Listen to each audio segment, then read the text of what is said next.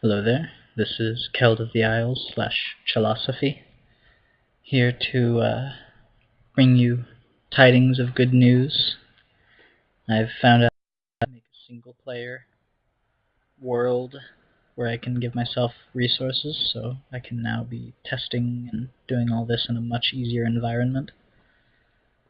So, I've made another modification to the bank structure I've been working on a little bit lately. I'd like to show that off. So, just a regular show. Oh, it's snowing now. So, just a regular little building here. And what I'm going to do is that I just show you. This bank has 5 levers, so 5 individual carts, and we'll get to what those mean in a minute. Let's go with cart number 3. So it's got to travel along the rails and finally land in front of me. You can see that this is cart number 3 from the 3 cobblestone on the inside. So let's take a look at my newest feature.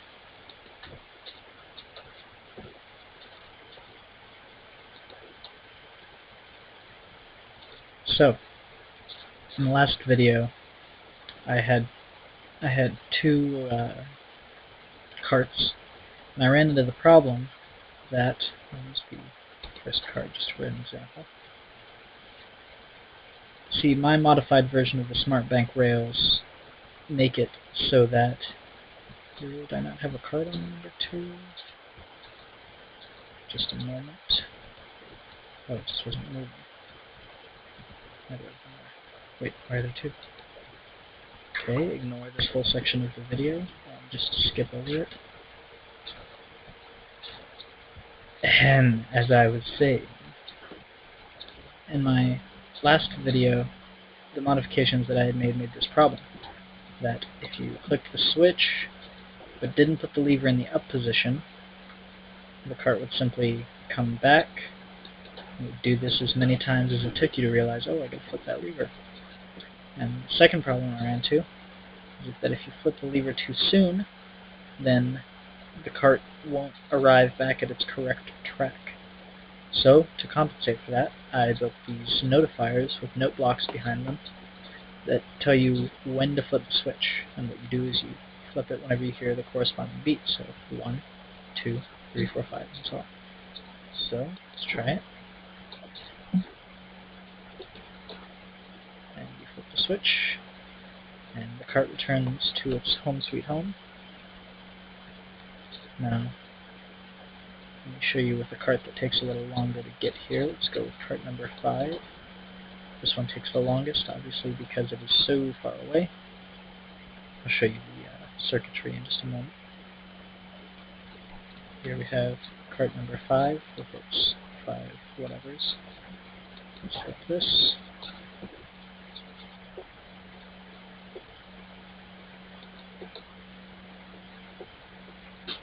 Now I typically flip that switch way ahead of time because there's a delay. Because these circuits are so long, there's a delay. This is module 4. So yeah, you see 4 is here. I wanted to make sure that I didn't flip 2 or think that was 5. So let's look at the components of this glorious bank. I'm going to fly. I'm also going to make sure that it's daytime. Woo! Oh, flying through snow is like one of the coolest effects. Alright.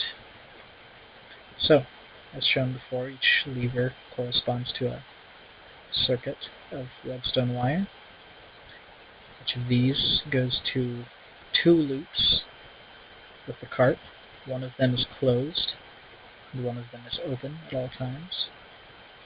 Looks like this first one is broken.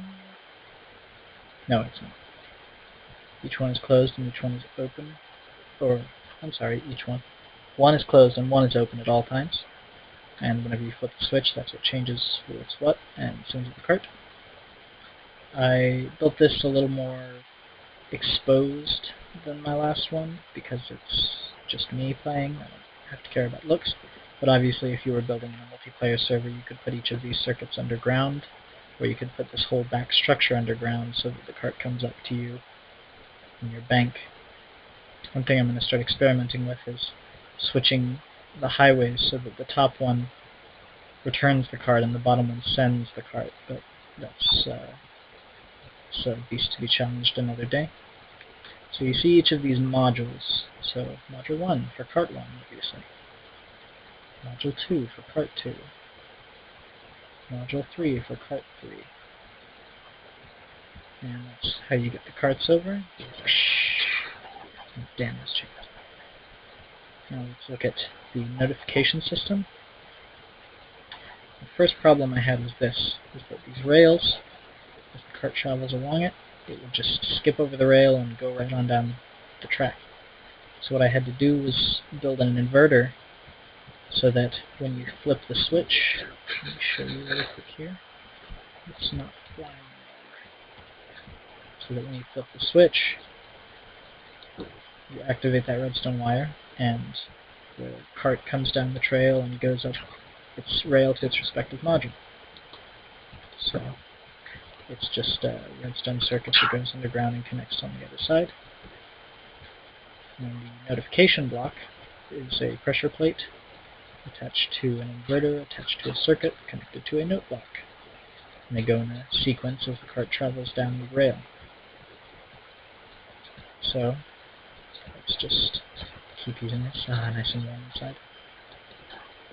So cart number 5. If it's the last cart in the trail, you don't necessarily have to flip the switch. No, you do, but you don't necessarily have to do it on time, is the thing. Because you just don't. That's fine.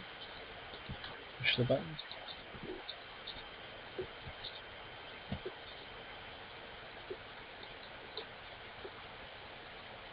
And it's back.